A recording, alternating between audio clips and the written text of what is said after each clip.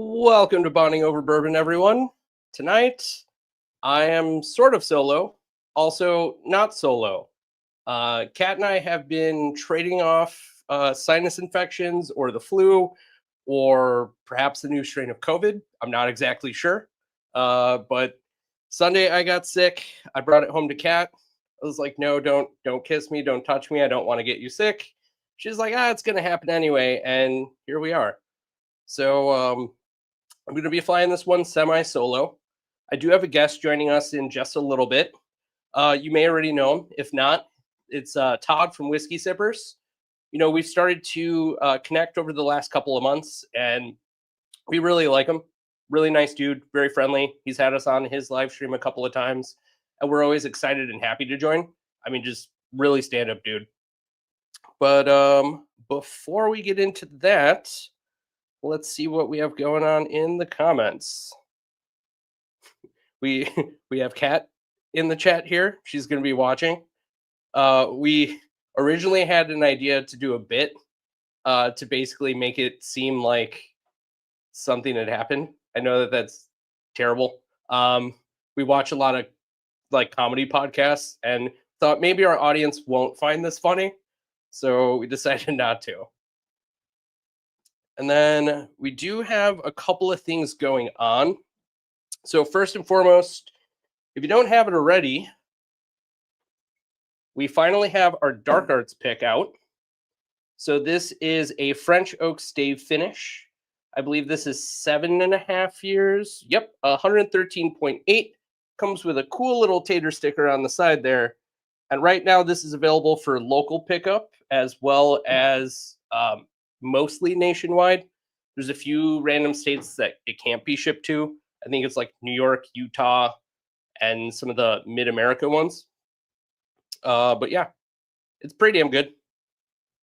We cracked it open this last Saturday, and we're just we're constantly reminded why we went with this one. It's just so good. It's crushable. And then let me adjust my lighting here, guys. It might be a blast of the sun. There we go. Okay. Let's see, we got a first-time joiner here. First ever live. Glad to be here. Happy to have you. Thanks for joining us. Let us know in the chat what you're drinking. We also got Clint, who is the MVP for most wins in a giveaway, which does bring me to our next point here. We have a giveaway that's actually sponsored by our guest. So he'll do a little bit of information towards the end of our stream to let you know, or maybe once we put him on, he'll let you know how it's going to work exactly. But we are doing giveaway here. So today's code word is going to be sippers in all caps. You have a chance to win something really cool. Todd's going to let us know in just a minute. I'm going to go through the rest of the chat here and see who else we got. We got America's Uncle Tom. Happy to see you. If you missed it, Kat is unfortunately sick. She is joining us from the other room via chat. Then we have Old Fashioned Ways. Happy to see you. Couldn't agree more. Absolutely great guest. Then we got Nick. What's up? Always happy to see you in the chat here. We got Renee Hughes. Thanks for joining us. And then America's Uncle Tim is drinking Driftless Glen single barrel or barrel pick. Very nice. So with no further ado, we're going to get Todd on here. Let's all give him a nice warm welcome. Cheers, everyone. Cheers. Todd, it's been long enough that we've been guests and haven't had you on here. We're finally making up for lost time with probably one of the craziest flights we've ever sent someone. Yeah, this is I'll tell you what, it's a bunch of samples I have never had, and I've had a lot of different whiskey, but I've never had any of these. So we definitely followed your approach, where we tried to only give you things that I'm pretty sure you haven't tried before. You did a good job, because I haven't. Thank you. A lot of the ones that we sent you were from the Midwest. There was, I think, one Yeah, one that's not from the Midwest, and it's one of our favorite brands. And we're trying to get more people into them because we just think that they're stellar. We'll go over that in a little bit more detail later. But And I am from the Midwest, so yeah. I'm always looking at these Midwest, bourbons possibilities. Yeah, Midwest is Midbest. So thank you, Nick. I appreciate it.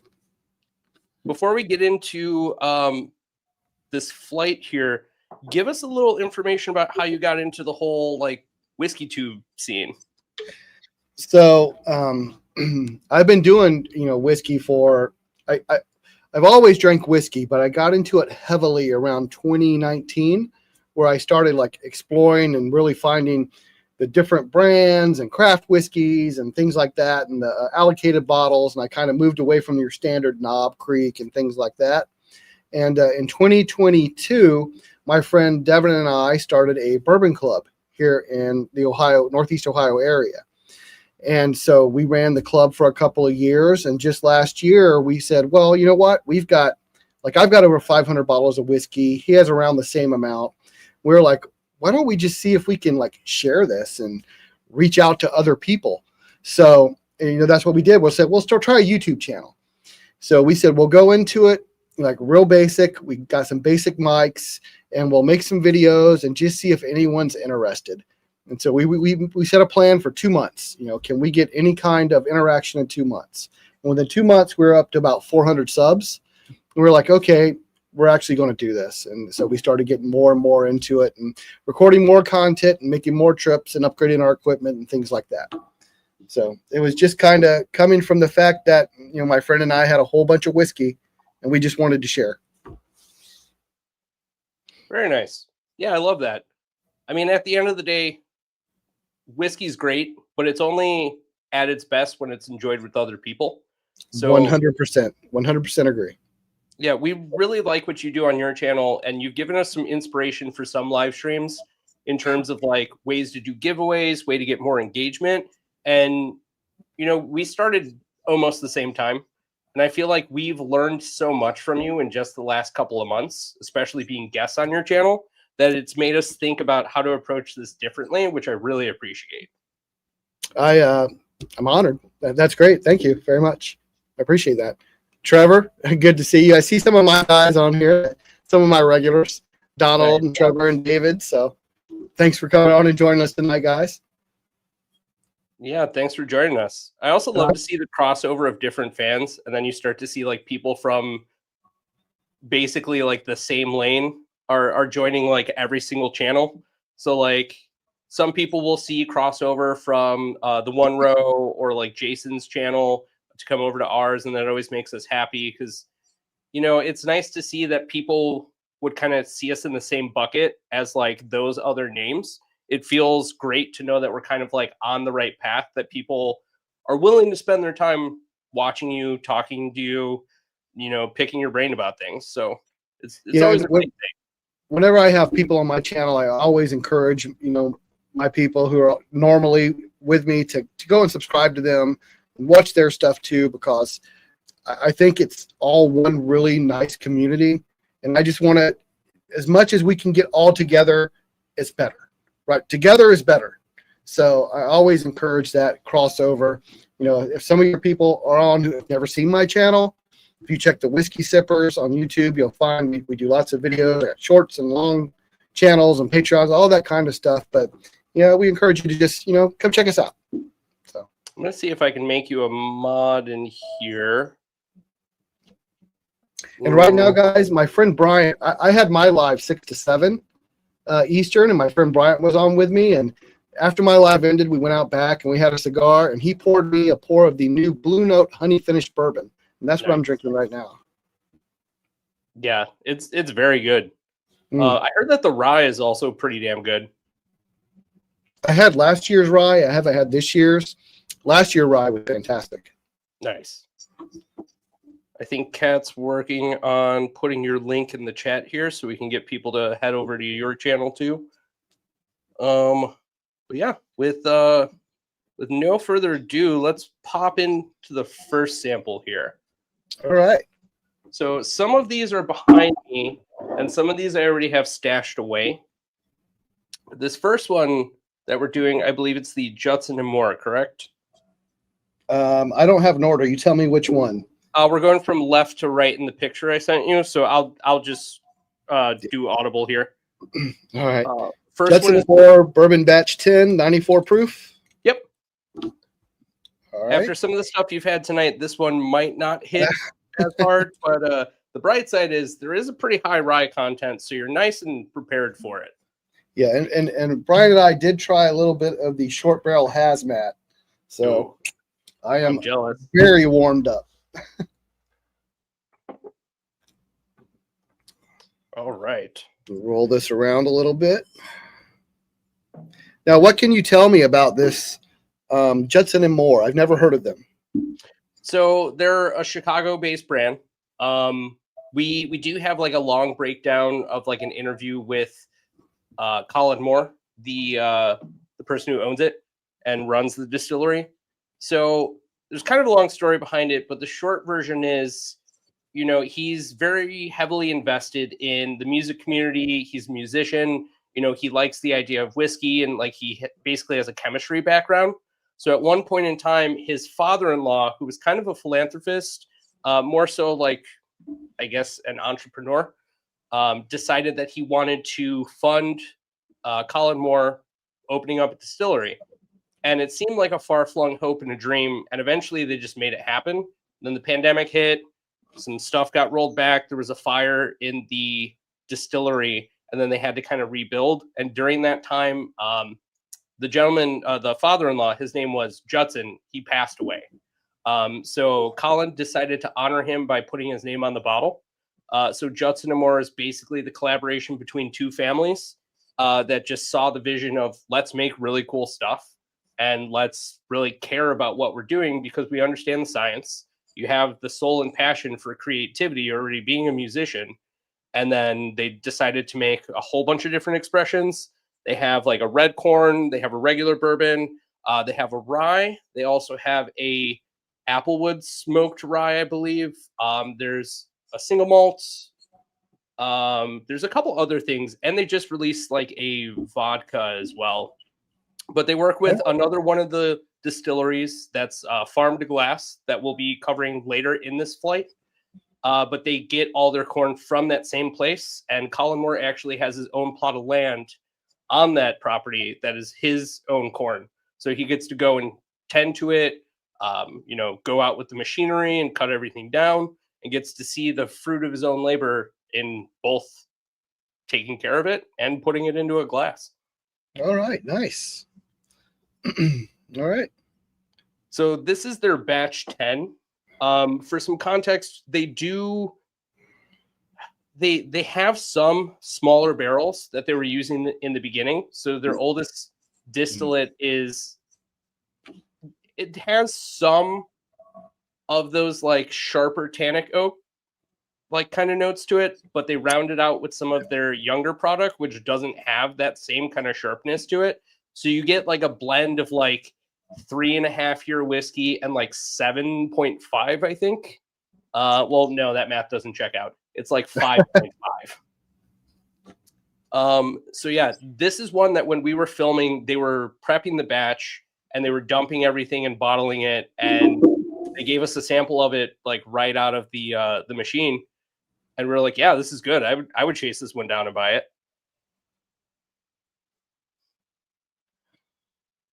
What do you get on the nose? So on the nose, I get some maltiness. I also get some fruit, like a bright fruit, almost like a cherry. Right? Definitely berry fruit, or like something small that hangs from a tree. I don't think technically a cherry is a berry, right? You are asking the wrong person. I just know the scent reminds me almost, not quite a cherry, but almost a cherry, but definitely fruit. Yeah, like cherry if it was trying to be like amaretto. Yeah. Cherry with a little bit of maybe like a baking spice with it, mixed with it. Yeah, I like that. All right, I'm going to go in for a sip. All right.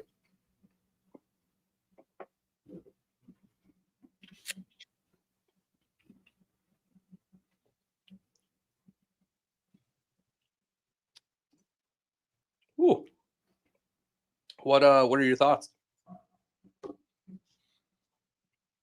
So because of the maltiness on the nose, I was expecting a grain heavy palate, but it's not really grain heavy.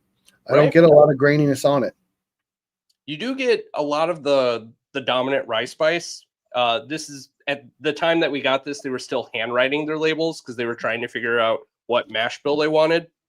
So this is 75 corn, 15 rye, and 10% malt. The lowest age stated in here is 3 years. I do definitely get some of the baking spice kind of in the mid palate. Mm-hmm. The fruitiness, there's a little bit of fruitiness on the front, but it's very faint. Right. And it finishes just very simple. Like it doesn't really have the hug or anything like that. I mean, it's a nice simple sip. It's something that I would think would be an easy sipper, right? For so sure. I don't have the some of the astringency you get on some of the other like 90 proof, 80 proof bourbons, like you would give like a Jim Beam white label or something like that. It doesn't have astringency. Right. It's a very simple sipper. Kind of reminds me of the mouthfeel of like an Evan Williams single barrel. Sure. Yeah, I would agree with that. Granted, for this, you are paying the craft tax. I believe that this is somewhere between like $50 to $60. Okay. But considering how much of their older stock is blended into it, and I mean, I have the notes here somewhere. I actually reached out to Colin Moore and he gave me like his full breakdown of everything. Let's see if I can just get that information while we're here. There we go. Very, very nice guy, by the way. This is the kind of drink where there's nothing harsh about it. There's nothing off-putting. I mean, it's not super complex, but it's like that crushable range. You know what I mean? A low-proof, crushable bourbon where you could drink a lot of this all night long and you wouldn't quite know how much you drank. Yeah, absolutely. I tried looking for the notes, and I actually don't have them. That was for something else unrelated. But yeah, I would agree. Crushable, easygoing, approachable. For a craft whiskey, this is honestly pretty good, considering that they've been around for like almost 6 years at this point. It's not heavy. It's not heavy grain. I like that. I find like I'm very picky on crafts because I don't like a heavy grain or anything that tastes almost like pot stilled. Right. So this doesn't have that. So that's definitely a plus. Yeah, absolutely. So one of the things that they pride themselves on, for at least like the farmers that are raising all this crop for Colin Moore, he like one of the brothers told us that they hate when people just randomly like throw tons of whatever kind of crop they get. Like if it's rye, it's all consolidated from multiple locations. They don't really care. They just shove it in with a shovel. They will go through like all of their crops. And like if there's something that has like some weird spots on it or some mold or something, they pluck it right out. So they're doing the hard, laborious task of like quality checking everything that they put into their distillate. Rillian, thank you. Glad you found our bottle shop. Yeah, this is one of the people that went down with us to Kentucky to do our next round of barrel picks that are coming out. Okay. He's a cool dude. I think he's gonna love some of the stuff that you put out, or at least the stuff that you've let us try. Yeah, it's really, really good. Yeah, and that was. Thank you so much for inviting my wife and I on your pick at New Riff. It was a great time. I always have a great time on barrel picks, but especially New Riff, I have a long relationship with them. So yeah, I know going in, it was going to be great. So yeah, we had a great time. We were very happy that we had you there. You know, you gave a little bit of insight to what to expect and like how the process usually goes. So we were happy to have somebody who's done it a few times with us. Not to mention like you and your wife are super sweet people. It was nice to sit by Party Source and roast a cigar with you. Yeah, that was nice. We need a bottle of the new. Yes, I'm sure once it comes out, Chris will somehow make it available to us. We do want that New Riff bourbon because it was very, very good that 6 year. Yeah, it was. So we talked to the owner and he's actually going to take on both the rye and the bourbon. Okay. So you get double the new riff coming out. Awesome. But yeah, so we'll have more information about that soon, and I do still have all of that footage that we got. I'm basically doing like a sizzle reel for when it's ready to come out, and then we're going to have the footage of you and us inside of it, and like the process of going through it. We'll talk about the flavor notes, and then maybe if we can time it right, we want to have you back on so we could talk about the process. Just let me know. Just let me know when. I'll make it happen. I mean, you know how some of these store owners are. Sometimes they don't let you know until like the day it's coming. Right. I'll do my best to get that information ahead of time. Yeah. So Rillian said he's the one who sat across from me. Okay. It was nice meeting you, and maybe you got some footage of me calling for. We need more samples. Yeah, we absolutely do. If we actually did they give you both of the bottles? Like the little sample bottles? I do have some left somewhere of the samples we took. Yeah. Okay. And I'll have to look, but like if you want to do when that's coming out, I'll have to look because my wife brought hers and I brought my. Well, I didn't really have any left. My wife brought what she had left from the samples, so I'll have to look for those. I think I should have them. I think. Okay. If not, we still have like the 100 ml or the 200, whatever that size is. Yeah, for the winter. I think I have the entire lineup, like all 6 or whatever that we had. So it would be kind of funny to do it again and see if we pick the same barrels. That's funny. Yeah, it would be. That would be good. That'd be an interesting take. Right. Oh, this is very good. I forgot how much I love this whiskey. All right, I'm going to do a nice rinse on here. Do you feel ready for the next one? Oh, yeah, I'm good. All right. Guys, hit that like button if you haven't. There's no reason not to hit it. It doesn't cost you anything. I'm so bad at remembering to say that. I'm the same way. It's hard when you're running it and you're looking at comments and you're trying to make stuff, and sometimes some of that stuff slips your mind. Yeah. One of my buddies who does like professional lighting for movie sets and TV shows, when I told him that I was running the live stream myself, and he's like, "Are you insane?" I was like, "Dude, I'm not rich. I can't pay someone to do this." Right. I know exactly what you mean. Trust me. All right. So let's move into the next one.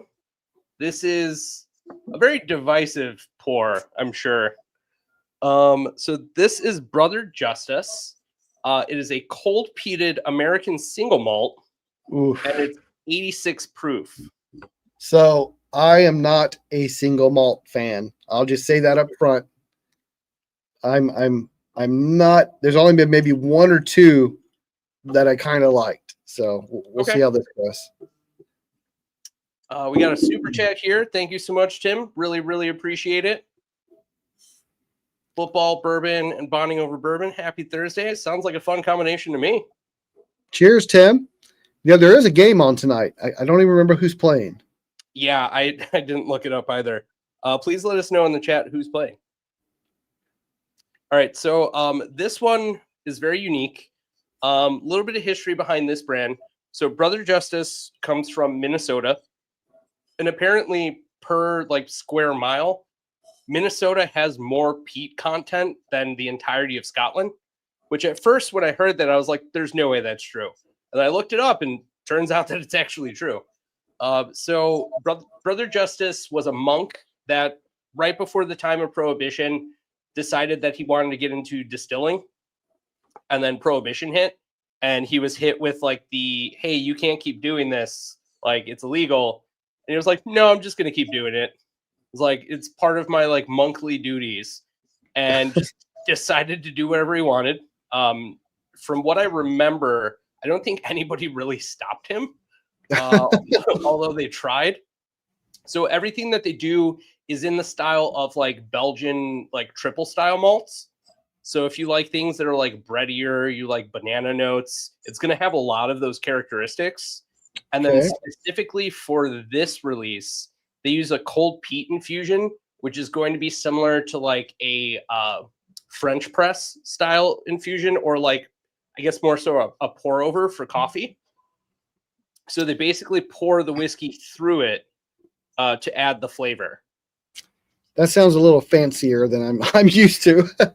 I mean, honestly, look, American single malts are never our first thing that we go to, but we went to an event at Binny's, and this was like the first thing that we tried, like as soon as we walked in the door, and we were actually really blown away by the brand. And we both thought, like, Pete, I don't know, what is cold going to do to it? It's not going to make a difference. Smell it for yourself. Let me know what you think. The only single malts that I can recall that I kind of liked were a Westward and the Kings County peated bourbon. Yeah, the Kings County one is wild. Bills Dolphins. Okay, so Jason Waddle is on my fantasy team. All right. Nice. Yeah. So I get like I get the earthiness on it. Right. But there's something on there almost can't place it. It's almost like a citrus, some kind of citrus on there. I can see that. I get a banana Laffy Taffy.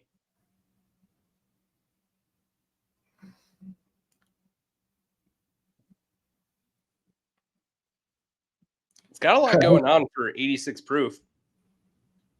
I mean, there's absolutely a strong aroma for a lower proof bourbon.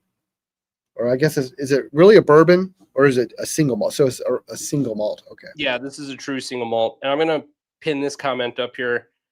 So we introduced Kevin to their silver malt, which is the first thing that we tried. And we're not big White Dog people. Like, it's always fine. There's always something rough and weird and kind of oily about it. But their silver malt is crazy good. But yeah, I'm going to go in for a sip here. It's almost like a maybe a mango or something. It's very weird. Yeah, I could see that.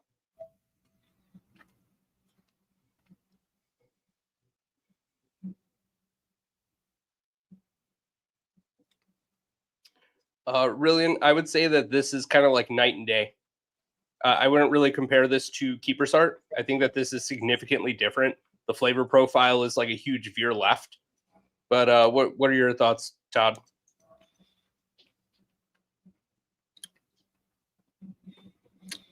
So this is nice on the front and middle. Mm-hmm. And then on the end, it's a real earthy. I get a real earthy tone. Like I really like the front and the middle. I get a real fruitiness. And then that earthiness hits on the end that I don't really like. Sure, so, I can see that. I definitely like that mid palate. The mid palate is very nice. It's like a tropical fruit. Yeah, reminds me of like a fruit cocktail. Sure. Yeah, I can see that. It's the end that kind of throws me off. It just doesn't fit to me. It's definitely that cold peat infusion. It does add a little bit of a subtle peat content to it. It's not overpowering, or at least not as overpowering as I expected it to be. It's no Ardbeg, I can tell you that. Yeah, for sure. No Band-Aid flavor. You're right, really, and I am not a Scotch person. You're right. But yeah, I think in terms of like an American single malt, that's not bad. It's honestly pretty approachable. Yeah, it's not bad. It is approachable. I mean, it's still not something I would probably pick out just because, but that's my personal palate. I just don't like that real earthy tone in my whiskey. But like the front and the middle is nice for sure. Yeah. I really like the fruitiness in the middle.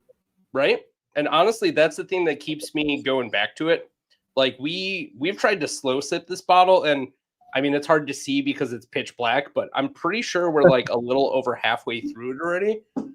We just try to kind of slow sip it because this one's a little higher in price point. I think it's like between $80 to $90. Okay. But we've done some blends with this with like another local brand that does a like an oatmeal stout style whiskey, and the two infused together is just unbelievably good. If I were going to fuse with something, I think a good fusion may be the New Riff malted rye. Okay, I can see that. I think that would go good with this because the sweetness on that malted rye and like kind of like the baked breadiness might tamper down some of the earthiness. Sure. Yeah, I would agree with that. We got how's the standard offering? I mean, honestly, I would say it's pretty good. You're definitely going to remove some of the earthier tones that you would get from the cold peated infusion. And we liked it a lot until we tried this one. I think maybe the reason we like it so much is not so much what they're adding, but what they're removing from the usual peated process.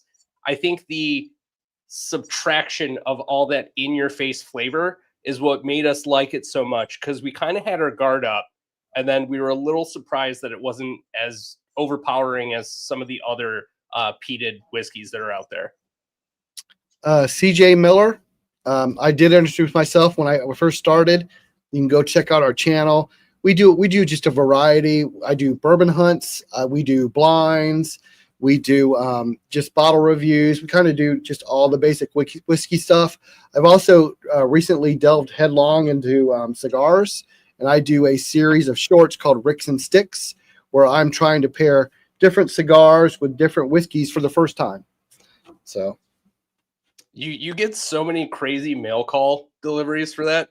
Every time I pop up in our Discord, I see like 10 to 15 at a time, and I'm like, Jesus, I wish I had enough time for that. Yeah, and that's what I've been doing as I'm trying, kind of like I did with whiskey. When I first started, I bought just every possible bottle. So now I've got like tons of different cigars, and I'm trying to figure out the pairing between the two, and I'm looking for what either complements or what elevates when I pair a cigar and whiskey. Yeah, I mean, that's a great way to look at it. So many people lose the art of pairing flavors sometimes. Well, when I look at the cigar channels, they always approach it from a cigar standpoint. They're like, this cigar, we're trying to get a whiskey to match this, where I'm coming the other direction. I'm a whiskey guy, and I'll drink whiskey all the time, and I'll have a cigar with whiskey, so I'm whiskey first. What cigar can elevate what I'm drinking? For sure. I think that's a great way to approach it. Then a couple of things here before we move on to the next one. What's everyone's favorite Midwest brand? Yeah, let's hear it in the chat. See, we got a Driftless Glen. I'm a big Driftless Glen fan. We did we did picks there. We went there about 3 weeks ago. We did a bourbon and a rye that'll be coming out. Nice. The bourbon is like 7.5 years old, and the rye we picked was a 9-year, 225-day rye. Nice. Nearly 10 years. Their 7+ year bourbons are really good. Yeah, the one we had was absolute, just a caramel bomb. It was just like caramel, a cowtail. That's what it reminded me of, like a cowtail, just pure caramel. Nice. And then for me, I would really have to think about that. It's hard to pick just one. I'm also, here in Ohio, we have a lot of distilleries, and I know I got you a bottle of the Lake Erie Champion's Choice, which I actually really like, and nobody knows about that distillery, but I really like what they're doing. And I'm also a fan of Midwest. So yeah, Middle West. Middle West. The Pumpernickel Rye. Yeah, there are days when I like it and there are days when I don't. I think it just depends on my mood, because it's a little more savory than your traditional style of rye, but it is very interesting and always leaves me kind of like peering at it on a shelf. Like, do I want it? Do I not want it? And I like something that's that divisive because it challenges my palate to grow. The Whiskey War Double Oak is also very good. Well, that's more of a limited release from them. Yeah, I remember we tried the sample that you gave us, and it was solid. And then a quick comment here. Somebody's mentioning Barrel House, which is going to be the tail end of the flight that we have here.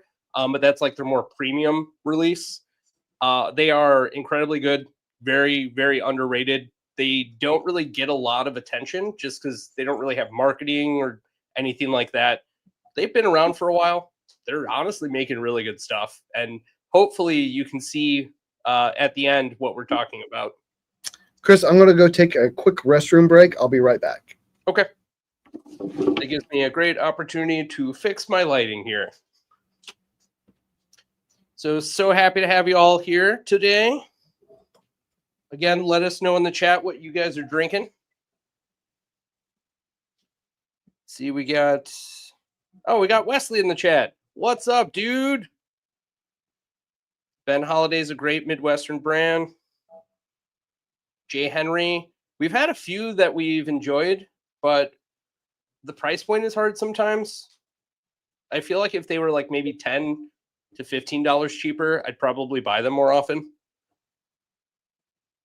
Then New Riff, anything works for me. Yeah, Red Turkey Wheat's really good. Malort, you're banned. You're banned now, Trevor. I'm kidding. Cat likes Malort. I don't. I'll take their whiskey because a lot of it's either older MGP stock that's been sitting around in Chicago summer and winter for a while, or it's OZ Tyler barrels, which were slept on and are amazing. What else? I apologize for that. No, you're all good. New Holland is really good. Have you had anything from Dragon's Milk? I'm sorry, you broke up. What was that? From where? Dragon's Milk. I did have their first release. Like it's almost like an Irish whiskey, but that's all I've had was their first release. Isn't that over in Michigan, right? Yeah. So they have a couple of different styles, but they're another like brewery turned distillery. So they have like an interesting take on their style of whiskey that always ends up like really fruity and tropical. They're also putting out Walleye Run, which is phenomenal. I don't think I have it in here. I've seen those bottles, Walleye Run, and it was like, I can't see something that reminds me of a fish and make me want to drink it. So no, that's fair. And here in Ohio, walleye is what they fish for up on Lake Erie. So we got Raging Irishman in here. Always happy to see you in here. Cheers. It's been a minute. I feel like we fell out of touch with you. I want to change that. We should meet up again soon. Renee Barr said E.H. Taylor single barrel. I love the E.H. Taylor single barrels. Yeah, so they're that's really always good. a good choice. Going to go get a port of the Dark Arts. Appreciate you. Thank you so much, Wesley. What else we got? Kat says that she'll drink it, but she doesn't love it. In terms of the Malort comment somebody made, Kat secretly loves it. It's our favorite. Dragon's Milk is really good. Walleye Run is my jam. Peach Ring Candy. Yep, agree with all that. Joseph Magnus. We do have a pick from them coming soon, which is nice. really, really good. First one in Illinois in like 6 years, I think. The only Joseph Magnus I've ever had is the cigar cut. So I've never had any of their other expressions. The single barrel that we picked is really satisfying. If you have any trouble getting it, let me know because it is super cigar friendly and it's just a regular barrel. Nice. And recently got our hands on our first pick. That's awesome. How did you do that? I thought they were all gone. Yeah, they are. They're phenomenal. Did I ever give you a sample of that? No, I have not had. I'm definitely going to change that. You did recommend some stores, and we did stop at one when we went to Drifter's Glen. We stopped at Rockton. Yeah. And we got their Green River single barrel wheated cherry bomb. Yeah, that was good. I've actually got a bottle of that. He said he had like one left in the back, and after I was talking to him and I did some filming, he brought it out and let me buy it. So it really was like a cherry Ludens. That's what it tasted like. The guy that runs that place, AK, he's the best. He's very friendly, really like down to earth, really understands like you can't jack up prices and expect people to come and see you. So, I mean, he has the lowest price for most Sazerac things in the entirety of the state. I think he sells more vodka than anyone else, which is kind of nuts. He did tell us that he had just the week before he had an Eagle 12 and he was selling it at like $69.99. Yeah, I wish it had still been there because that Eagle 12 is, so good. That's definitely the way to do it. CJ, Kat is sick. I was sick last week. Kat is sick this week. We traded spots in health and prosperity, I guess. You know, I feel you because I had it last week. Last week I woke up and I was feeling pretty bad. I had like some kind of sinus infection going on. So it's something that's going around for sure. Yeah. I hope it goes away. Otherwise it's going to be a rough winter. It just keeps passing around. Hi, Chris. Happy to see you. Thank you again for all the hospitality that you gave us. This dude's awesome. I mean, he's pretty close to the Appalachian Mountains, but if you ever get the chance to go around Eastern Kentucky, you got to link up with Chris. He's also in our Discord.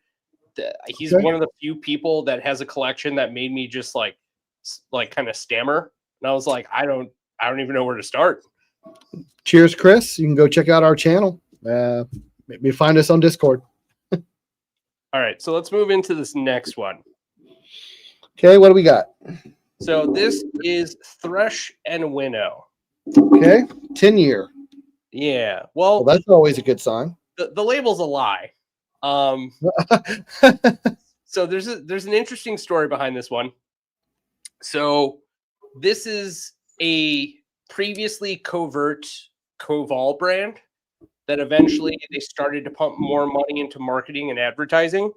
And even though it says it's a 10-year, it's actually an 11. But they went through TTB renewal, and then like the label was wrong, and then they had to send it back, and then it was wrong again. So by like the third time that they went through it and finally got it approved, it was now 11-year. And they were like, fuck it, I don't care. Just put the bottle out. We've waited too long. So this is sorry, go ahead.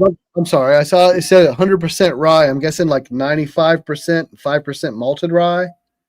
I mean, they don't disclose the mash bill on it specifically, but if I had to guess, I would say that's probably the only way they could do that. It just says mash bill rye. Yeah, unless they were using like an amylase enzyme to replace the malt. I'm guessing it's like a 95% rye, 5% malted rye. I mean, I wouldn't put it past them to do that. Koval has been in the game for a minute, so they've got a fair amount of money to throw at trying different things. But yeah, so this is one that like we probably never would have picked up if it wasn't for somebody offering us a taste of it. And like, I think this is the highest price point out of anything that we have in this flight. This is a flat 100, which for something craft is kind of our cutoff. It has to really show like some numbers or some proof, or like have such a very unique process to how they make it that it's just undeniably something you have to go for. So when we tried the taste of it, I was like, I don't think I've ever had a rye like this. Like, just on the nose, that's like fruit and bread. Right. And that's what it is. I almost want to go grab my New Riff 6-year malted rye to compare against this, because it's the same kind of 100% rye. Yeah, I mean, if you want, by all means. Pretty. Yeah, it's very fruity and bready on the nose. Yeah, there's also like a sweeter undertone that's like not exactly fruit that always catches me by surprise. It has almost like a fennel kind of like subtle licoriciness as the undertone. Nick, I can't even pronounce what you wrote, so no, I have not had that. Plasencia Alma del Fuego. I have not had that. But if I ever run across one, I'll be sure to grab one. I'm really like a couple of months into like diving headlong into cigars, so I have not come across that brand yet. So the two of you are also in our Discord. So if you guys want to talk about it later, maybe you can find a way to get access to it. Absolutely.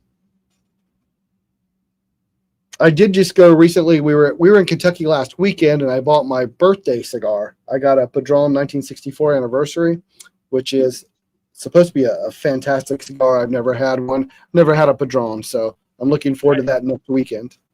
Yeah, they're good. When is your birthday? The 27th, next Saturday. Okay, nice. We'll try to get people to flood you with comments online. I actually have a video dropping tomorrow. I've had some humidor companies send me humidors to do a review. I've been doing it over the last like 2-3 weeks. And I have one dropping tomorrow. And in the end of the video, the company has agreed to do a giveaway. So if people go look at the video that posts tomorrow, there's a chance to win a free humidor. Nice. That's awesome. I love this comment. Why do these bottles look so large? Honey, I Shrunk the Whiskey Tuber. So we do have a pretty big inset back here. Like this is arm's length right here. So the perspective is definitely a little skewed. I do like that the bottles look huge. It gives like a clear view of what we're talking about. And, you know, honestly, you don't need to see all of this. Just listen to my voice. The bottles do look huge. You know, this has a surprising amount of heat for 100 proof. Like I would have thought this was a higher proof.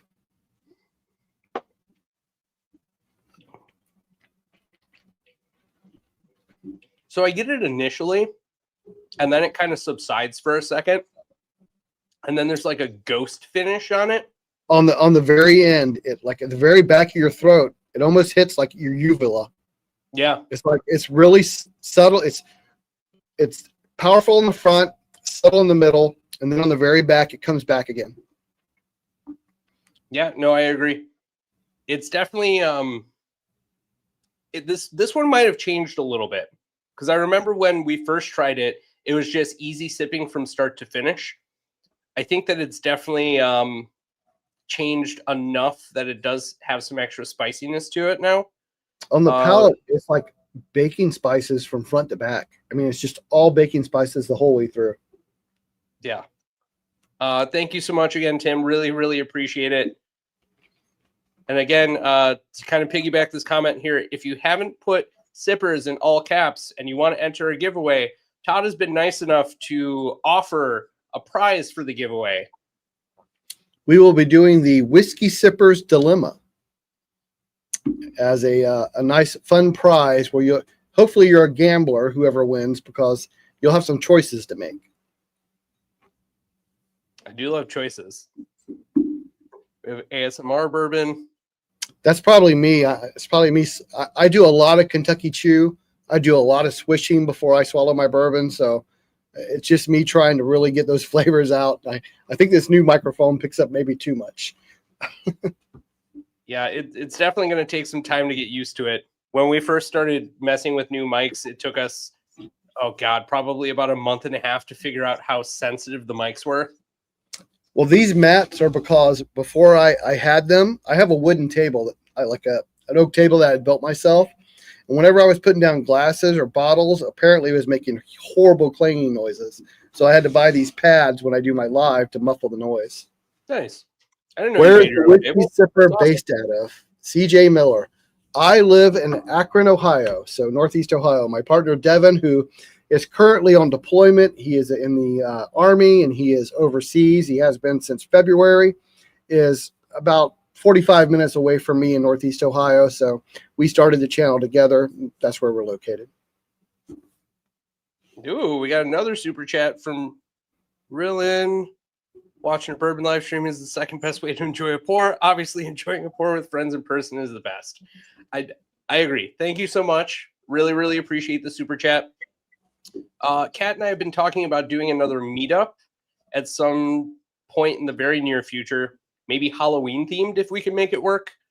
But also, I think we talked about, Todd, you and I talked about like maybe a joint meetup at some point. So I talk a lot to my partner, Devin, even though he's in the military. We text back and forth pretty much every day. And when he gets back in 2025, we definitely want to go down to Northern Kentucky area and have a kind of meeting. So just get a suite and have people over. And, you know, because we got a lot of our subs are in Ohio, Northern Kentucky area. And if we can get some other channels that we work with, maybe down there and just all get together, I think it'd be a lot of fun. I know I would enjoy it, but I love meeting people and sitting around and drinking whiskey. So I would love to do that. With multiple channels together, it'll be the most fun you can almost remember. Almost remembers. Yeah, that's good. I like that. You know, on the last little bit of this Thresh and Winnow, I got like a spice pound cake. I've never gotten that from it before. I'm getting a little bit of cinnamon on the finish now.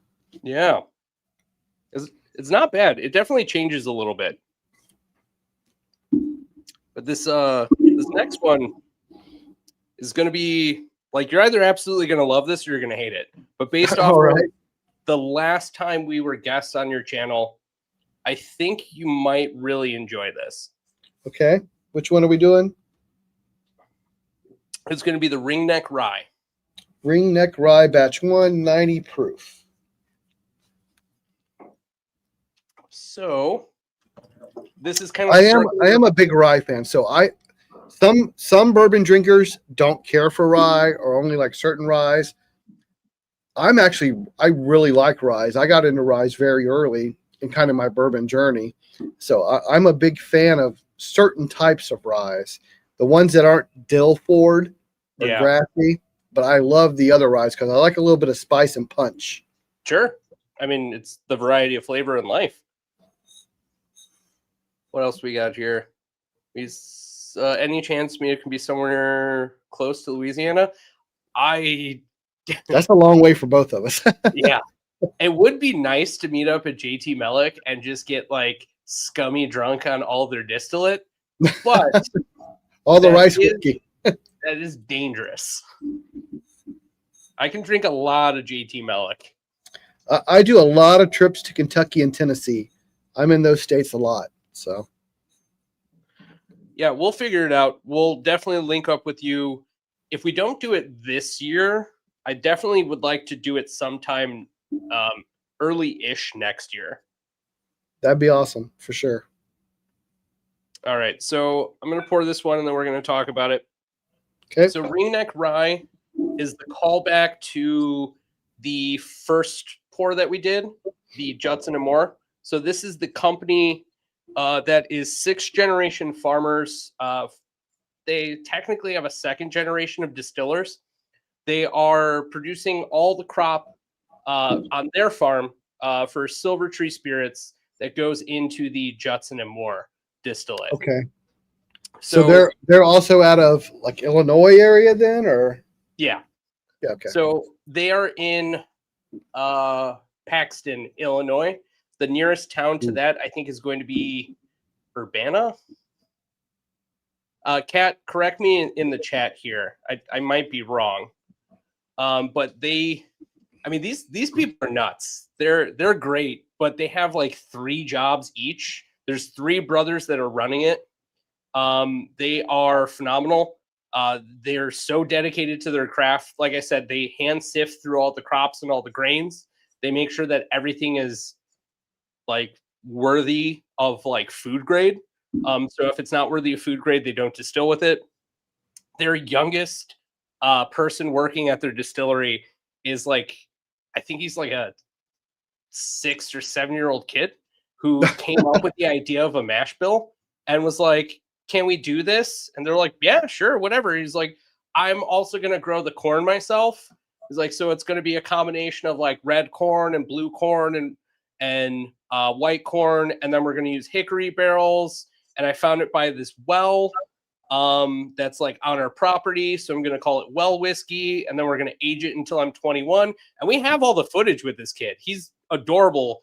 And like, he's got a bright future ahead of him. If he's already thinking about this stuff at the age of like 6, that's very promising. Chris B, to answer your question, I mean, I have been over to Eastern Kentucky. I've been over to, I've done the entire Bourbon Trail. So we've been over to like Green River and stuff like that. Occasionally when we're traveling down towards Tennessee, we hit like the MB Roland or Casey Jones area. So I'm not sure where you're at. He's like right on the edge of the Appalachian Mountains. We like left his place. I guess I went west. Yeah, I was thinking west. I'm sorry. Yeah. Yeah, I think the furthest east we go is like Lexington area or like maybe Maysville. I mean, it was definitely worth the trip. He helped us find a couple of things that we've been looking for like Rock Castle, which is again going to be the tail end of this flight here, but was like incredibly generous and kind and like gave us samples to leave with and let us break open bottles that he hadn't touched yet. I mean, he's great, incredibly kind, and like the body of hospitality. Nice. Cheers to him. All right. What are you getting on the nose for this one? So that's the third time I've gone in, and every time I do, it reminds me of digging in the dirt in my childhood.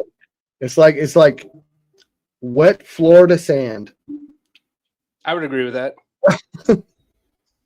It's Very, like very.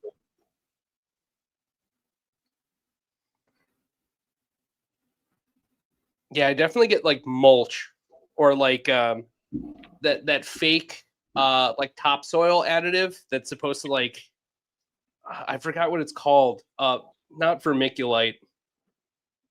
Maybe that's the word I'm thinking of. I grew up on the panhandle of Florida, so it was very like a swampy area, and it reminded me of like kind of digging in the dirt in the forest in a swampy area.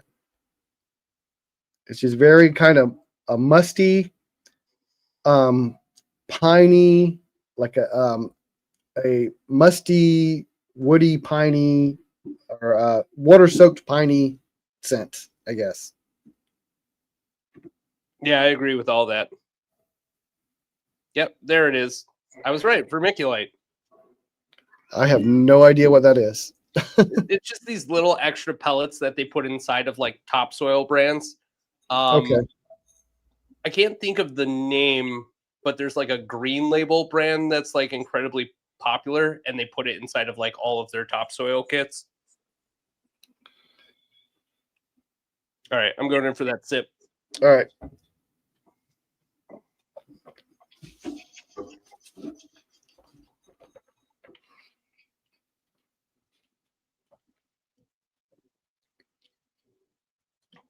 So this one's definitely changed a little bit. So on the front, it's not bad. Mm-hmm. It's almost a little minty. On the finish, it tastes like what we would call punk wood.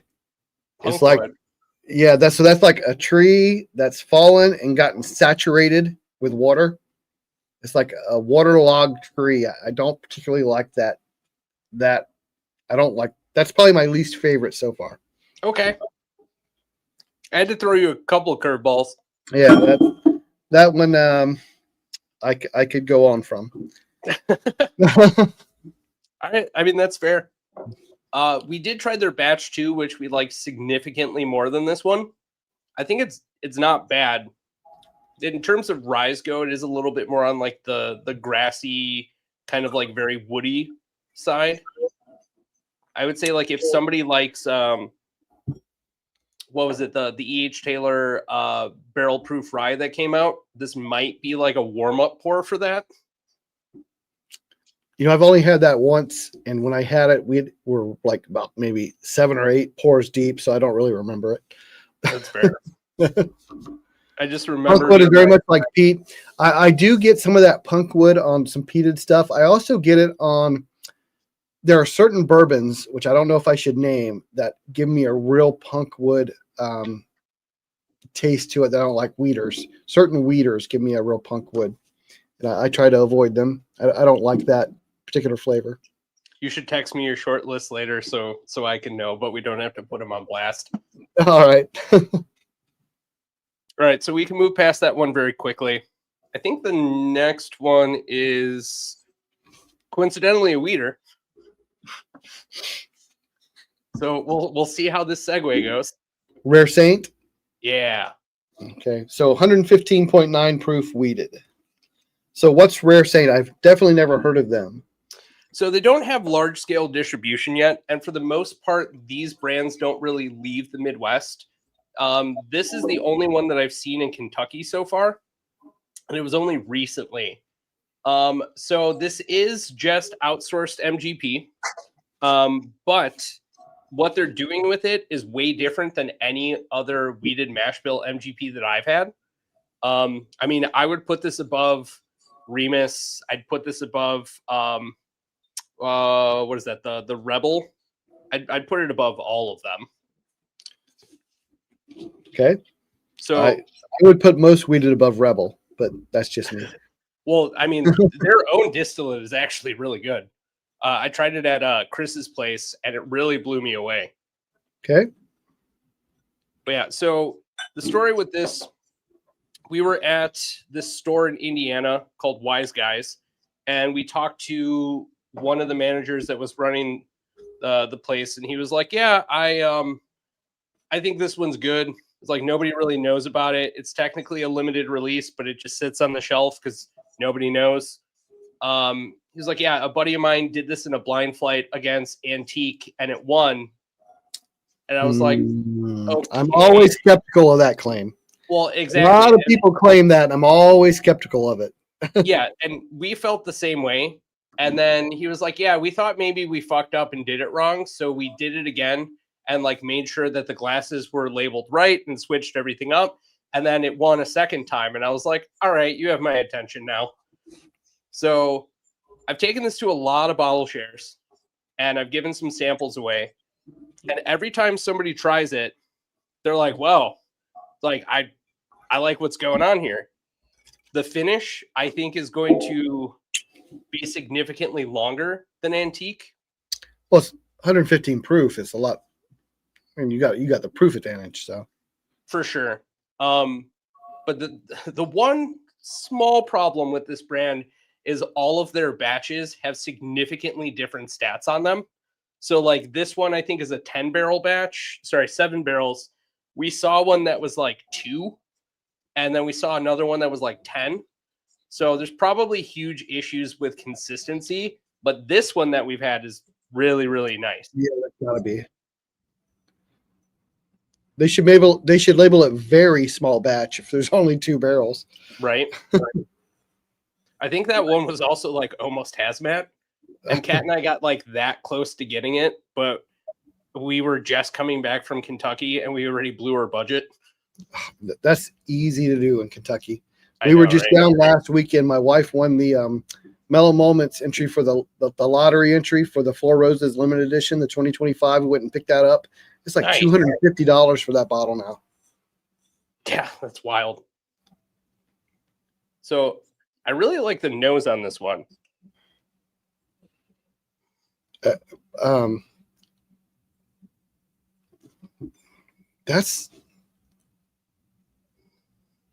is a nice nose. It's a lot of caramel on that. Right? I get like caramel and like cocoa powder. I don't know if I get the cocoa, but I definitely get the caramel, and I'm getting something almost a floral. I can see that.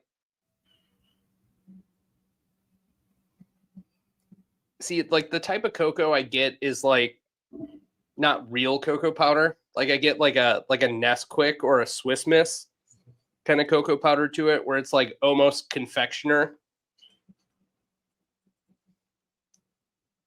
The caramel in there is very strong, and I'm getting like a sweet floral with it.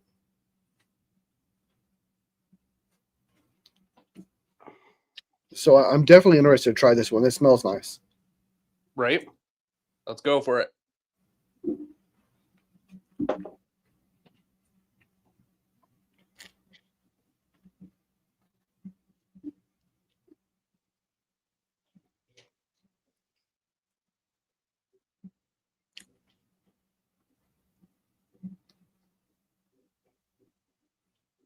I think that's the best one we've tried tonight.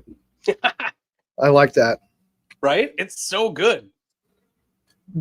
Surprisingly, like the caramel doesn't quite transfer to the palate, but there's a fruitiness on the palate that I didn't get on the nose. Yeah, I get like green apple almost, but not like a very tart green apple, like more subtle green apple. It's almost a mix between a green apple and a dark cherry. Like if you mixed them together, like an apple cherry ocean spray or something. I don't know. It's a lot of fruitiness in there. That's nice. Or if you blended the two together as like a hybrid fruit, you have what would that be, like a chapel?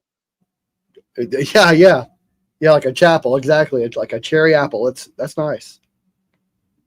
I'm just surprised because it's surprising from the nose to the palate are completely different. Right? So the first time that we tried this, we did them side by side with Antique. And it wasn't until that moment that we realized that Antique's finish drops off a cliff in comparison to this. And it really kind of blew us away. And we were like, no way, we have to try it again. every I'm time. gonna have to set that aside and actually try that comparison between that and antique. It does have a nice lingering finish. Yeah. I'm gonna have to do a side by side. We have some more side chat here for favorite weeders. I see Weller Full Proof. That's always a solid one.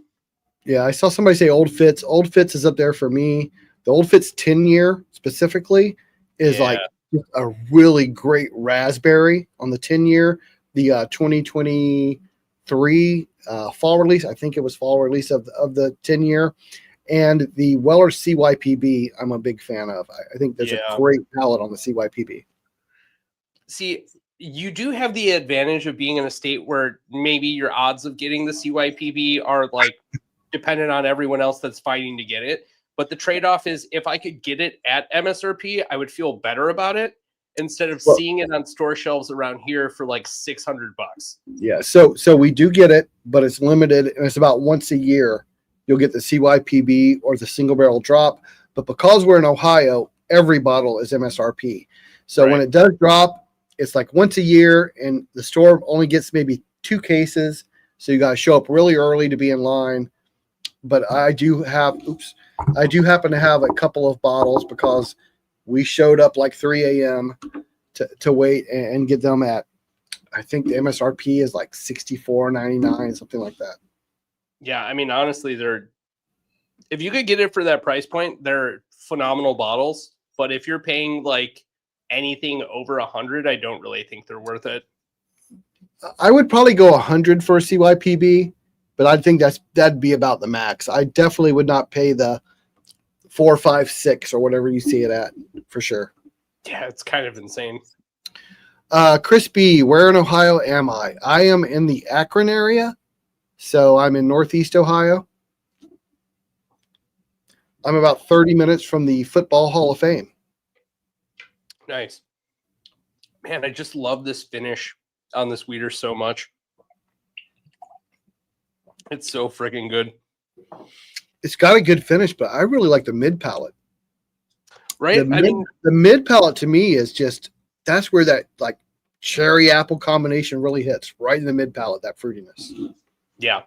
I mean, for me, literally every part of this is enjoyable. The nose is easygoing. The start, the middle, and the end are all incredibly unique from each other. Where did you say this was from? So this doesn't have large-scale distribution. This is Indiana, Wisconsin, I think Michigan as well, and then Kentucky. So it basically goes all around Illinois and then directly down to Kentucky. Chris B, you'll be in Columbus this weekend. If you're going to be on there in the weekend, on Saturday morning early, go to a Kroger or Giant Eagle. All Kroger and Giant Eagles release their allocated bottles at 9 a.m. on Saturday morning. So when anywhere in that area, get to an Eagle about 7 a.m. and get in line, and you'll have I don't know what's going to be dropping this week. Obviously, it's only Thursday. I don't know what it'll be. But you know, that's when the allocated drop. They drop on the Giant Eagles and Kroger's at 9 a.m., whatever it is. And it's always MSRP here in Ohio. If my wife's still watching, she might chime in. I haven't been following this week on what's dropping. Last week was Weller Antique, but that's pretty awesome. Kat, if you haven't already written that down somewhere, can you please write that down? We definitely need to make sure that we hit up one of those places the next time we're around there. Yeah. So where is this rare estate? Like, where is it out of? Like, where's the distillery? That's a good question. I knew at one point, but I've tried many things since then. Indianapolis. Okay. Oh, yeah. So I make it over there every once in a while. I know I need to go to Old Hammer next time I'm in Indy, so I'll have to put this on the list and reach out to them and maybe start a conversation with them. I mean, absolutely. If I remember correctly, I think the story behind this is it's actually in collaboration with St. Elmo's Steakhouse. Okay. Do you know the place I'm talking about? No, I know I'm not familiar with that particular steakhouse. You don't know St. Elmo's? No. Okay. Sorry. I've been to Indy like 5 or 6 times, but I've not been there. They are the oldest steakhouse in the entirety of the U.S. They're so incredibly old school that they don't really have appetizers. All they have is like a shrimp cocktail, and then you just get steak and a side salad. Their shrimp cocktail is legendary, and if you ever go to like a grocery store or wherever, and you see like just a giant bottle of cocktail sauce, it has so much horseradish in it that it'll make you want to cry. Horseradish by itself makes me want to cry. I'm not a fan. I'm talking like chunks, like visible chunks in every single portion of that cocktail sauce. So Renee just chimed in. I think it was Chris B who was saying it was going to be in Columbus. The Penelope Estate, I think it's the 11 year, is dropping this week, along with Baker's 13, the Jack Heritage, and a Booker's. So if you get to one of those places I named, a Giant Eagle or Kroger, early in the morning, they're probably going to have one or more of those options for allocated bottles. And that Jack Heritage, if you haven't had it, Chris, I need to send you a sample. It is absolutely amazing. So lights out for sure. Huge fan of it. Oh yeah, if that's really going to be a shelfer, like they say, and we're talking like an 8-year-old toasted bourbon, man, that thing is so good. I drank a lot of it last night, and it's just goes down so easy. And the Old Forester barrel proof rye. Okay, thank you, Renee. Yeah, I mean, it's honestly so good that we also just traded for somebody's open that they didn't like, and I was like, yeah, I'll take it. I don't care. Yeah, it's so good. It is so good. It's an absolute home run, in my opinion. Then what else? I saw a comment here. Oh yeah, the navy bean soup also. If you ever go to St. Elmo's, you have to try the navy bean soup, which is like the only other side option. They recommend taking the cocktail sauce and putting it in the soup. Sounds crazy. Actually works. Navy bean soup would be more up my alley than shrimp cocktail, actually. I don't like seafood, but navy bean I would do. But yeah, if you ever get the chance to go, please let me know. I absolutely love that place. I'm trying to find something here. All right, I'll circle back to it. So this last one, have you heard anything about Rock Castle? Only from you. I know you have mentioned it to me a couple of times, but other than you, I've never heard of it. So this is sort of like the best kept secret in the world of whiskey, at least like Kentucky whiskey. So they at one point in time had like one of the original DSP numbers, and then something happened and they kind of shut down and had to restart, but they like still had the old DSP number around. And like they're located in Lexington. They're right around the same area where James E. Pepper and is this the barrel? So it's right next to the restaurant.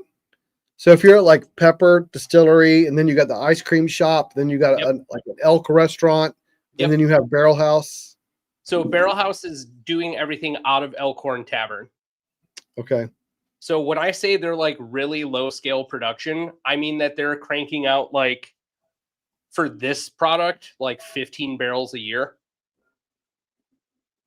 And they only do 2 distributions on it, or releases rather. They do April 15th and October 15th. So like at this point in time, they've been doing it for 10 years. So their next batch that's coming out is batch number 20. We geek out on this brand so hard. We actually had the head of sales come on to our live stream, and he's a great dude. Wonderful personality to have on here. And he really knows how different and unique their product is. And it wasn't until that live stream that we actually found out that this is also a weeder. Okay. RB, if you're talking about Miss Mary Bobo's down in Lynchburg, we are well aware. We are Squires, and we actually have reservations during the barbecue. We'll be down at Mary Bobo's.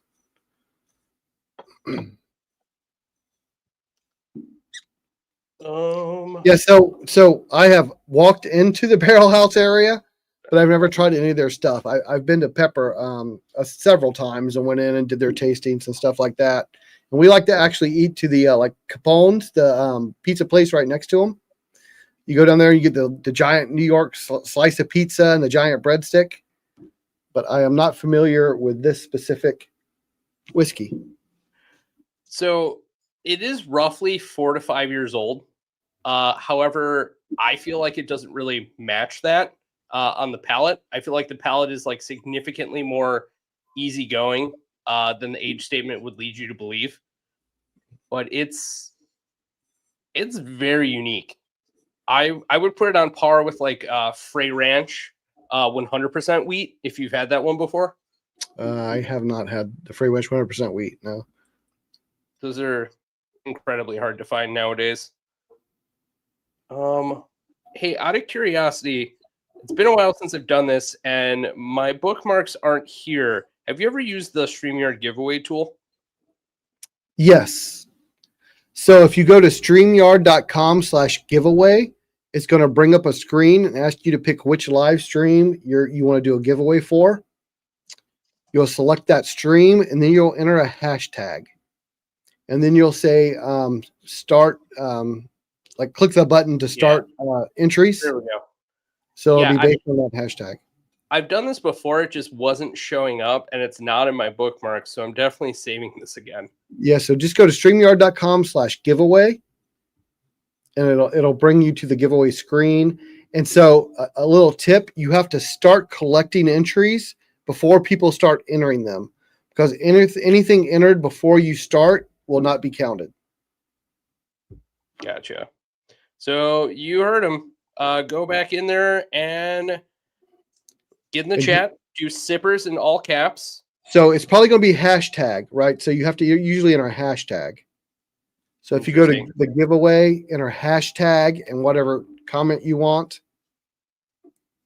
So what I normally do is I'll enter it myself and just like share it to the screen so everybody can see it.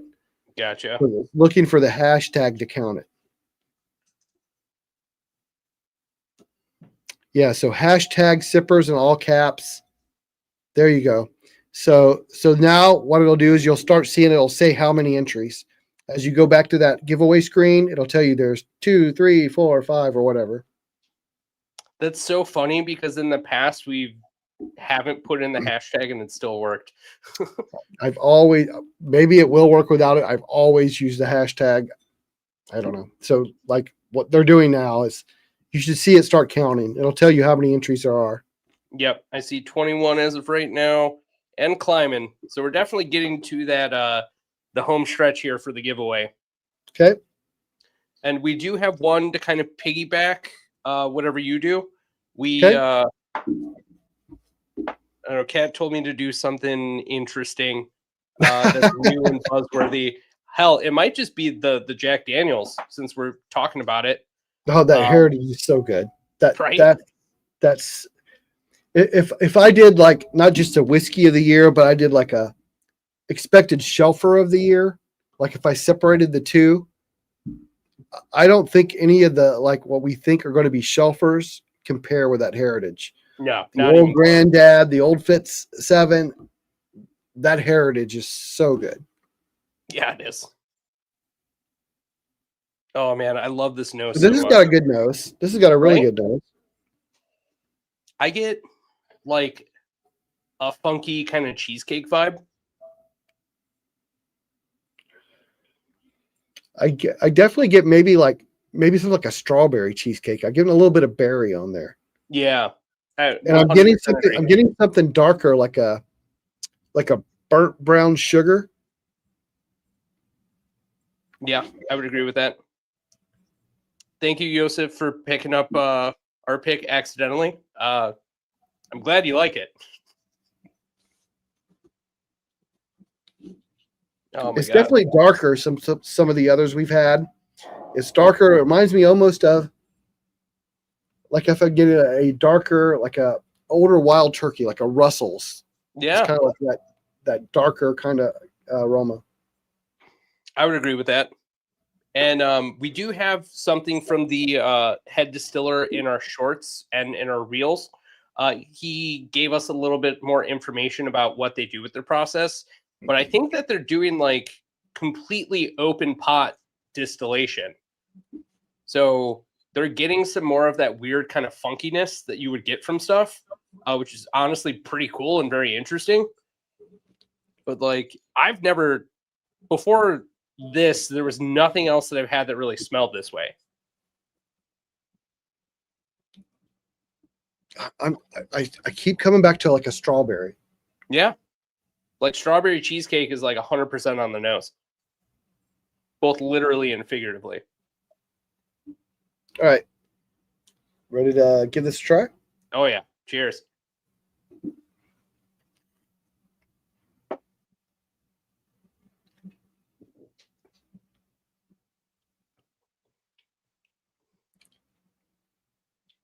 Joseph, we have a few barrels coming.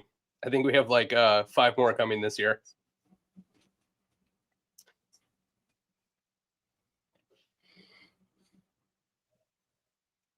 So what do you think, Todd? It's got a really good mouthfeel. Right? I'm trying to identify what I'm getting on that finish. There's something really different on the finish. Yeah, it's definitely very almost unique. like a pie crust. Yeah.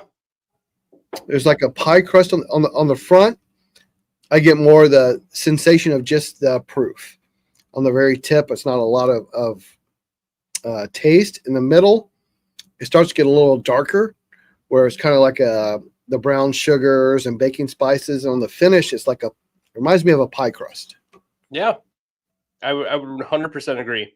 And that's why we definitely get the whole cheesecake vibe on this.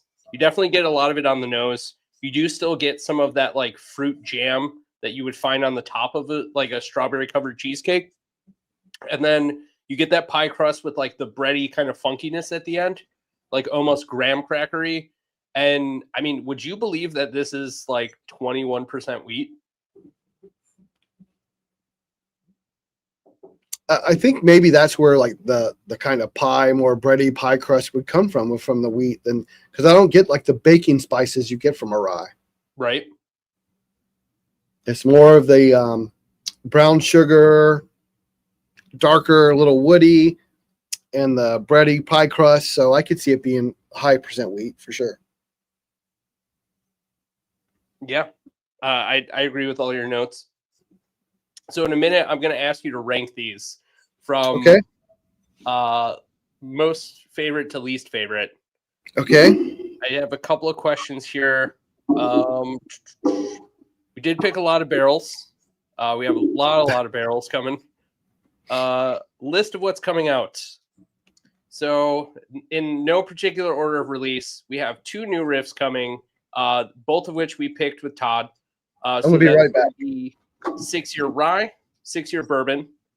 And then we have 2 picks coming from Limestone Farms. We have what was supposed to be their next batch of their black label, but they let us have it, and we're very thankful for it. And then we have another one that's a single barrel that is like 124 proof, but doesn't drink 124 proof.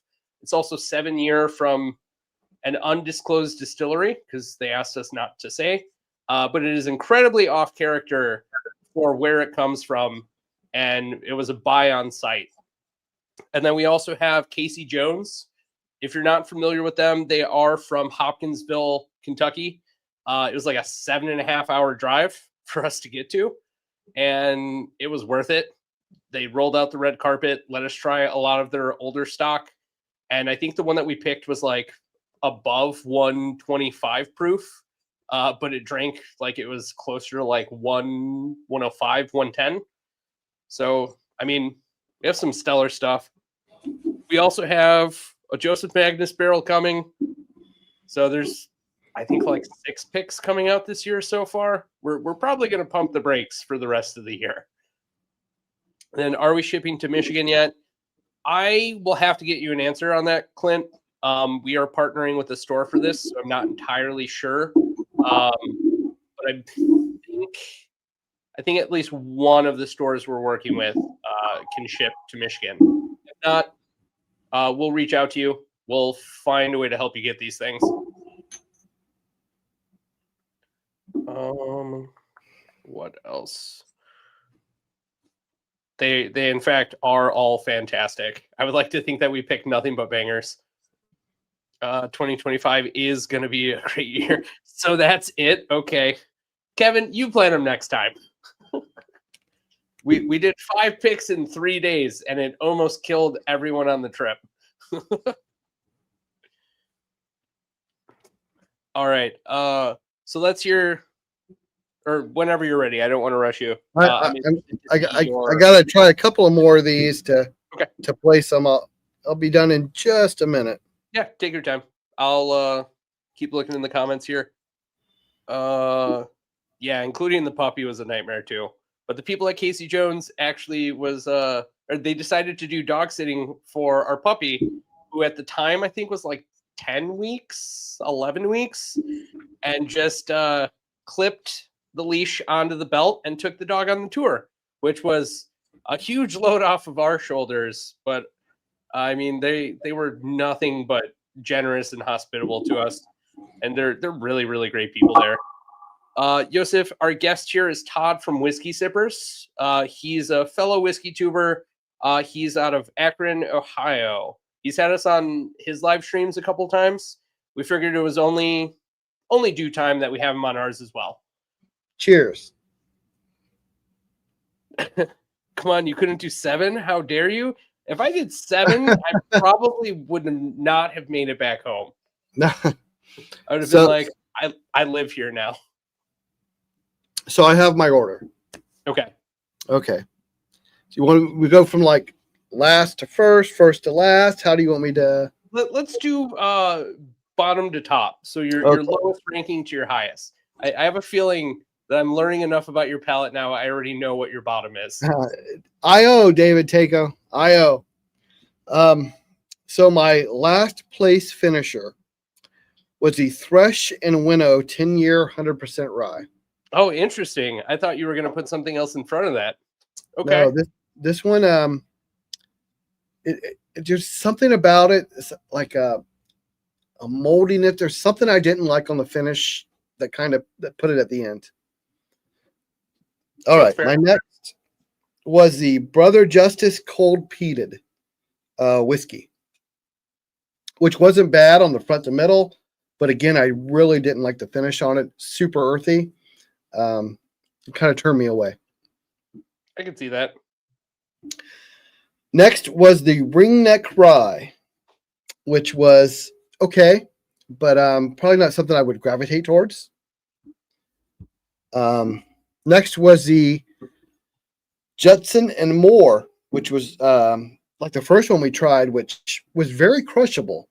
Right. So for what I thought you said was a younger expression, it had no like astringency to it, and very, very easy sipper.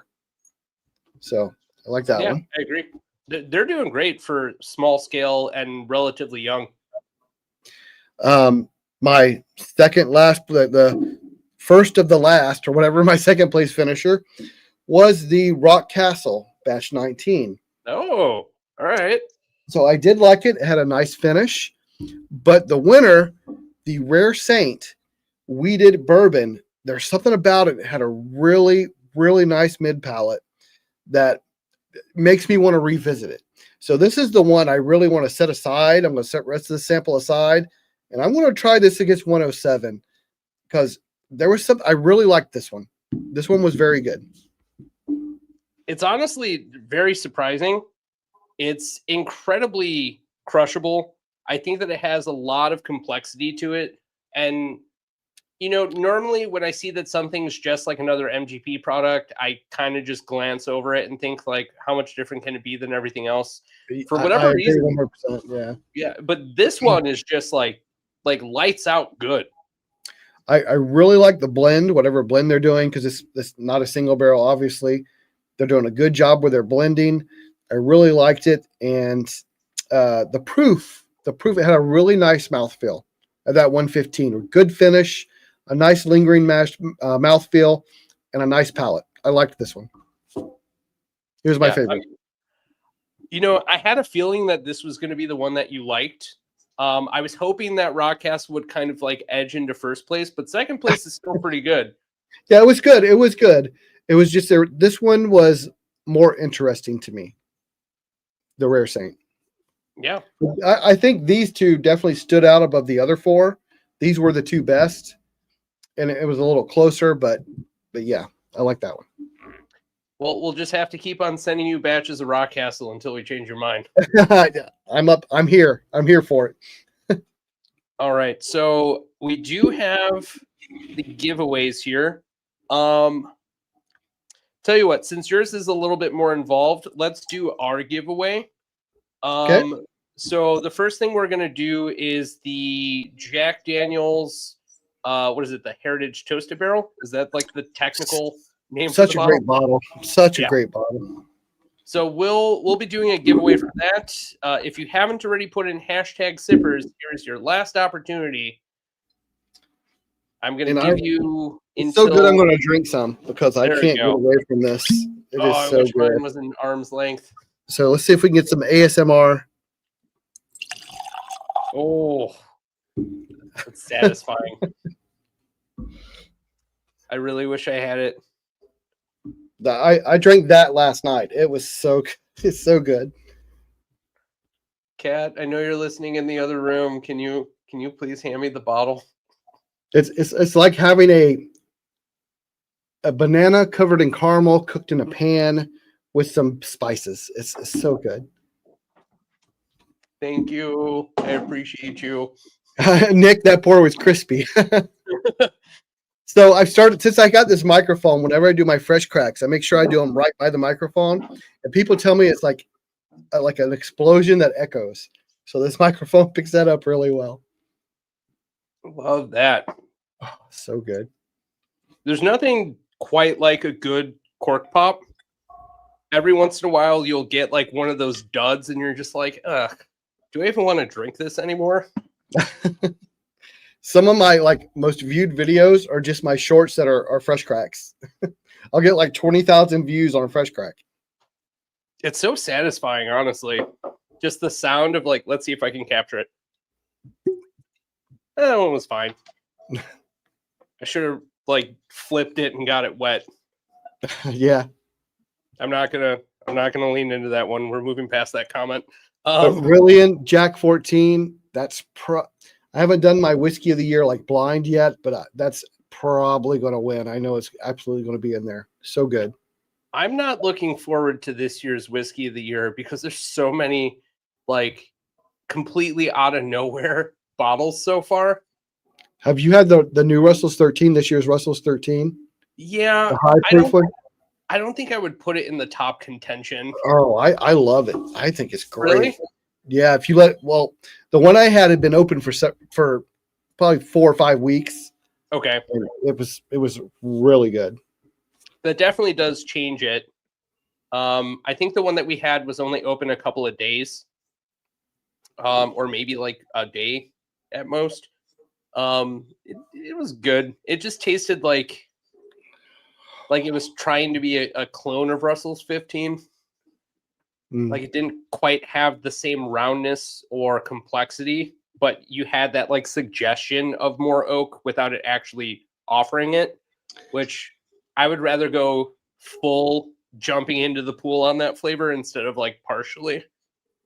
Yeah, it didn't have the complexity of the 15, but the mouthfeel is amazing and the finish was fantastic.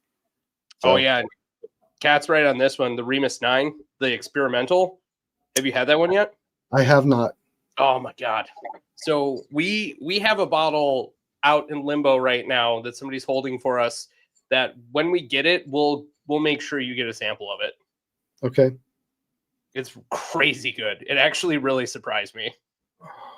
I'm really hoping to get a bottle of the Tanyard Hill special release that's coming out from Jack Daniel's this year. Yeah, I'd like to see what that one's about because there was a short burst of publicity for it and then nothing else was said about it. Yeah, it's supposed to be the Coy Hill version of the rye. So it's supposed to be most intense version of their rye release. I mean, I do really like the ryes.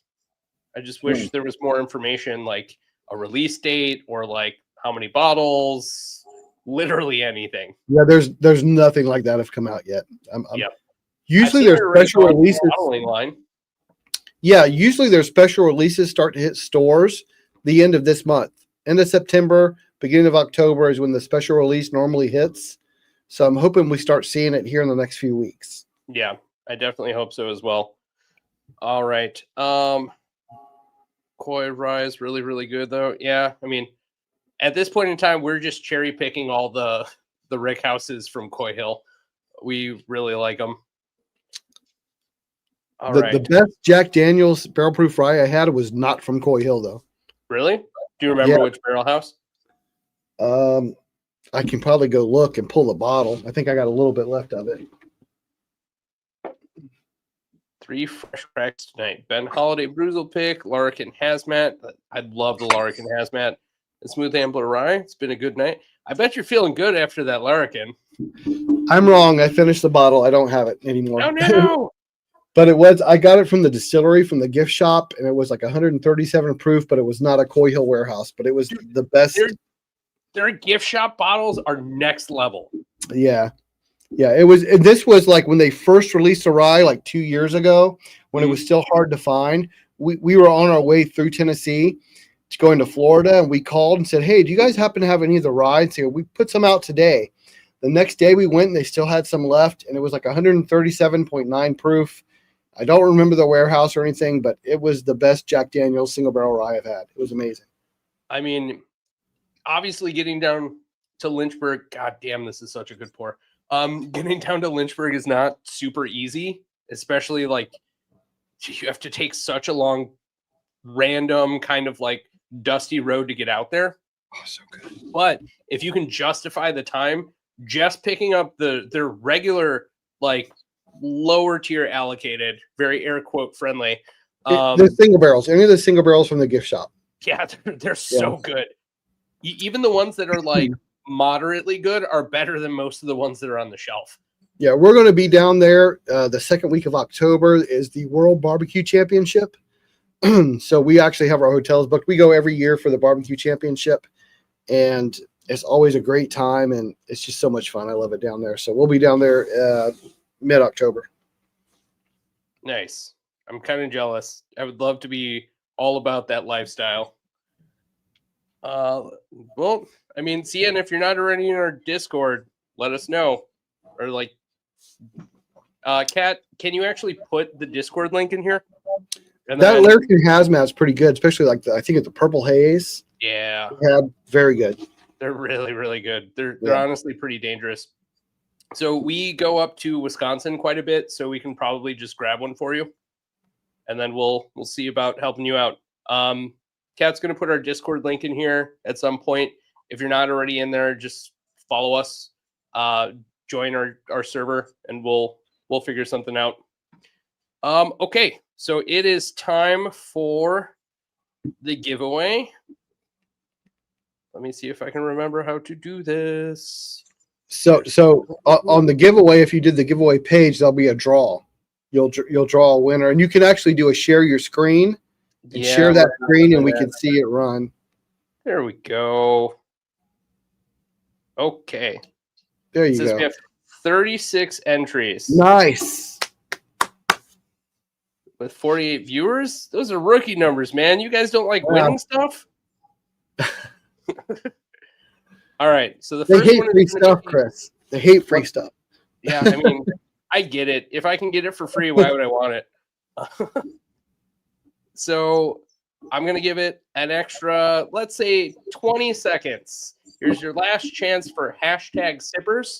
This first one is going to be the Jack Daniel's Heritage Toasted Barrel. One of the best damn, right now, air quote friendly shelfers. If it is a permanent shelfer and it's easier to get, it is going to be lights out good. And all other double oak toasted, whatever expressions are going to have a run for their money. This is a shelfer that is 8 years old. Yeah. Toasted barrel. This one, if you look at the dates, it's 8 years old. It was like $60. You just can't beat that. That's fantastic. You really can't. All right. Let's see. We got 38. I'm going to count it down. At 39. We got 10, 9, 8, 7, 6, 5, 5, 4, 3, 3, 2, 1. And here goes the drawing. So the winner of the Jack Daniel's Toasted Heritage, David Tanko. Congratulations, David. I think you're in here. Yeah, I saw you right here, so I know you're still here. All right. Congratulations, David. Reach out to us at bondingoverbourbonpodcast@gmail.com. If you struggle with that at all, you can find the link on our YouTube channel. Yeah, David's one of my guys. He doesn't live far from me, so okay. Yeah, we'll make sure you get his address, or you get it to me, and I'll get it to him either way. Nice. David's saying run it again. Please David, rerun it. did you say he actually was here Monday, and we paired a cigar with the Heritage sitting out on my deck. So he's had it. So he's being nice enough to say let somebody else try it. Okay, appreciate that. He knows he can come over here and get it whenever he wants. So all right, yeah, we'll run it again. So the second pass is, who's it gonna be? Thank you, David. Very nice of you. We got Kevin O'Malley. Congratulations, Kevin. Kevin, do you have this one? I feel like you should. A fantastic pour. Yeah. I try really hard not to touch it because I know I'm going to drink way more of it than I mean to. I've got 2 bottles, and I'm super, super hopeful that what I hear about it being a shelfer is true, and it doesn't matter how much I drink. So right. Kevin doesn't have it, so Kevin gets a sample. Kevin, we have your information already. Just please send us an email just to keep us honest and make sure that you get what you won. Congratulations, Kevin. Great pour.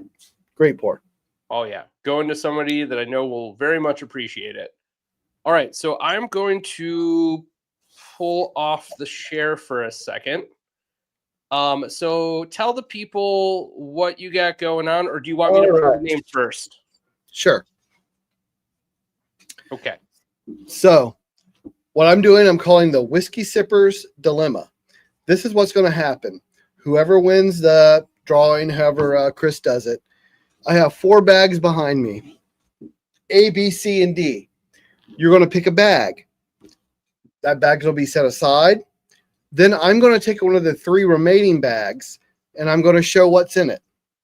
Okay. Then for the 2 remaining, you can decide, do I take the original bag I picked, or do I pick one of the remaining 2?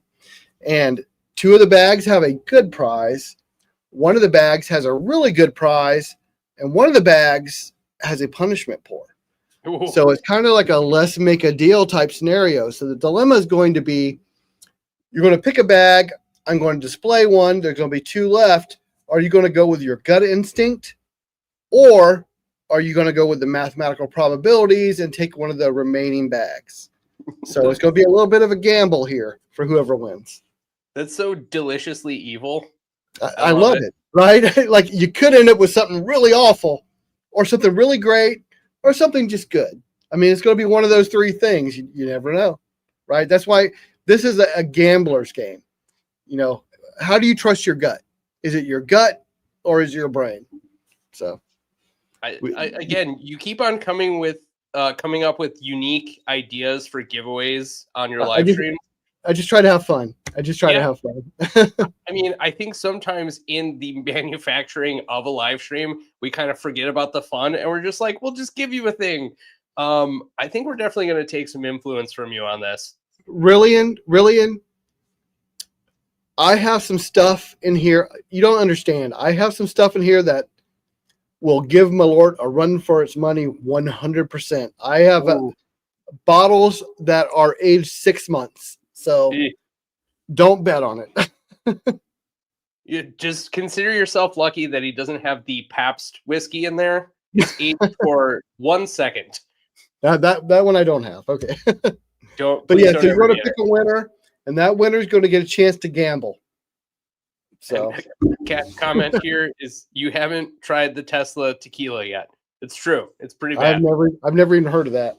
Of course, Doesn't I don't exist. really drink tequila. I just drink whiskey. So, I mean, it's about as bad as you would think a celebrity brand would be, especially one behind a car. Hmm. All right, so let me go back to sharing. There we go. So this one's for all the gumballs. Let's see who gets to gamble their prize away. On my live stream, the person who won the duck race who did this got the grand prize. CJ. So CJ Miller, if you're present, give us a shout out. Let us know. Mr. Mom, if you already entered, your name was already in the pool there. But CJ, are you in here still? You need to be present because you got to make choices. So if you're not present, you can't make the pick. We'll have to move on. Boom. Oh, there we go. CJ Miller. That's me. Okay, CJ, congratulations. You get to play Whiskey Sippers Dilemma. So right. A, B, C, or D? Which bag do you want? A, B, C, or D? It's time to test your luck here, CJ. How lucky do you dig feel? deep, concentrate, use the karma. Which bag do you want as your initial pick? D. You went for D. Okay, so your bag is D. I'm not going to touch it yet. Okay, so your bag is D. I'm going to reveal the contents of one of the other bags. Bag A had samples of Old Forester 117 series bottled and bond rye, an Obtanium 14-year Canadian rye. So this bag is now eliminated. Now you have to pick. Do you want to keep bag D, or do you want to pick bag B or C? Do you stay with D, or do you pick C or B? CJ, if you have any Irish in your family pool, it's time to pull in the luck. Go rub that 4-leaf clover. We're at D, C, or B. You'll stick with D. You'll stick with D. Okay, so now we are going to reveal what you did not win. Okay, so first we're going to go with B. Bag B was a sample of the short barrel Sasquatch Sealbox pick at 116.2 proof, which is a maple finished short barrel product, and the Driftless Glen 10-year single barrel rye. Along with a Toronto Silver Exodus cigar. That's what you did not pick. Oh boy. C, you did not pick. C was a sample of a Sagamore Spirit single barrel Whiskey Thieves pick. Oh no. With also a Toronto Silver Exodus cigar, which is a very nice Robusta cigar. CJ, it's not looking good. You're winning, CJ.